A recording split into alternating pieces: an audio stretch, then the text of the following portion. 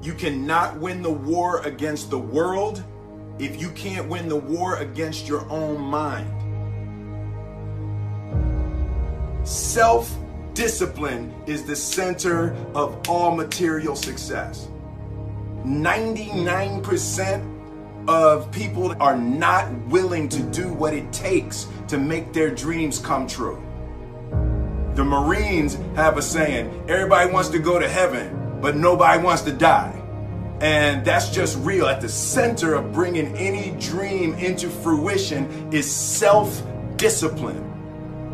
Something as simple as food and eating, it's not about your body as much as it is about your mind. It's getting command of your mind to be able to choose actions that are in your own best interest. A lot of people are just trying to change. A lot of times, like I just did a podcast on habits, right? How to be able to adopt new habits and also delete and get rid of, break bad habits, right? And so a lot of people always want to usually make a change on behavior. They want to get themselves to work out. They want to get themselves to meditate. They want to get themselves to read more each day. They want to get themselves to X, right? Or they want to stop some behavior. They want to stop smoking. They want to stop eating this food. They want to stop, I always tell people, stop checking your phone the first hour of the day. You've heard this many times, right? You win the first hour of the day, you win the day. Every day, we are choosing shit that's not in our own best interest, right? So if the world is attacking you and the world wants to fight you and the world's trying to hold you down, so you're gonna kick yourself in the balls? So you're gonna stop yourself from getting what you dream? When I want to transform or transcend or make a real positive change, I'm looking at all the other areas of ourself. So I'm looking at, for example, our environment. Are people setting up their environment to win? So change doesn't just happen at this level of behavior, but what you have to change the environment. So for example, if you want to stop eating a certain food, it helps to be able to have not have that food in your home, right? So you change the environment. In life, we must all suffer one of two pains: the pain of discipline or the pain of regret. I'm asking you, choose wisely. So whatever it is that you're trying to achieve in life, the critical component is getting things done, and getting things done in a systematic way. Building the character that's associated with getting things done in a systematic way requires that you become disciplined. And if we live a lazy, undisciplined life, and we just give in to our feelings, and we act on these emotional impulses, we're going to make very poor choices that we regret later on.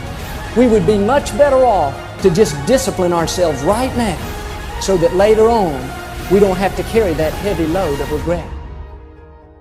I think a lot of people suffer from decision-making fatigue, right? And this is very strong research saying that you can only make a certain amount of good decisions a day.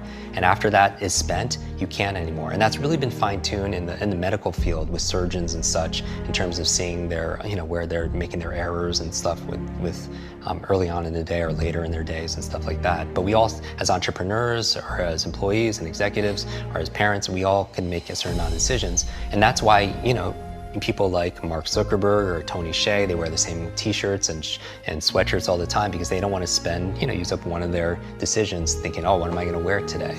Right? And so my goal is to streamline my life, put the routines, the first hour of the day and the last hour of the day, I really micromanage to the point where it's habitual. I don't even have to think about it.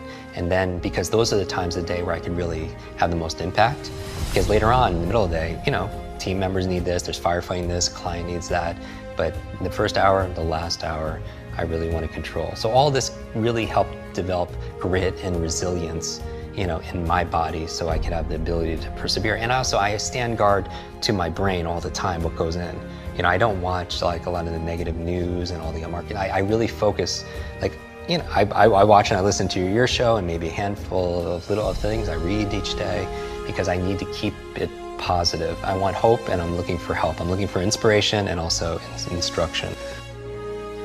Self-discipline is the definition of self-love. When you say that you love yourself, that means that you have behavior towards yourself that is love. Like you say to yourself, hey man, look, I know you want to eat that pizza and it'll be really good, but I can't let you eat that, man, because if you eat that pizza, you're gonna feel like shit. You know, and I love you too much to let you eat that.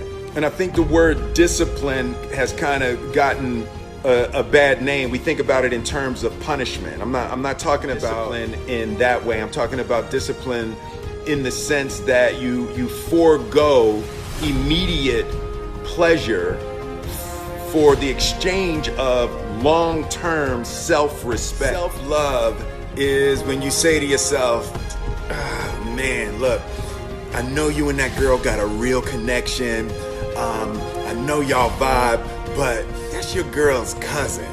So I love you too much to let you do that. Self-love is, hey, look, I know you got a test on Monday, you know. I know you really want to go out with your friends. It's Saturday night, you want to go out, but if you fail that test, you're not going to feel good about yourself.